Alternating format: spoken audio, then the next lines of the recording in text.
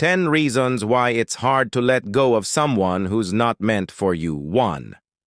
May mga alaala pa kayong hindi mo kayang iwan. Yung mga tawa, yakap, at kwentuhang ikaw lang ang nakakaintindi. 2. Dahil binuo mo na ang mga plano, kasama siya. At ang sakit tanggapin na hindi pala siya kasali sa future na yon. 3. Kasi minahal mo ng buo habang siya kalahati lang ibinigay. Pero kahit kulang, tinanggap mo pa rin. 4. Kasi pinaniwala mo ang sarili mong may pag-asa pa. Kahit lahat ng senyales sinasabi ng tapos na. 5.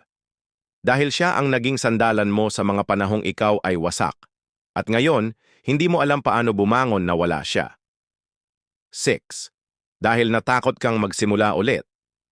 Mahirap na nga magmahal, mas mahirap magsimulang wala na siya. 7. Kasi umaasa kang babalik pa siya. Umaasa kang baka may chance pa kahit alam mong wala na. 8. Kasi hindi lang siya ang nawala, pati sarili mo. At ngayong wala na siya, hinahanap mo kung sino ka bago mo siya nakilala. 9. Dahil hindi madaling burahin ang pagmamahal.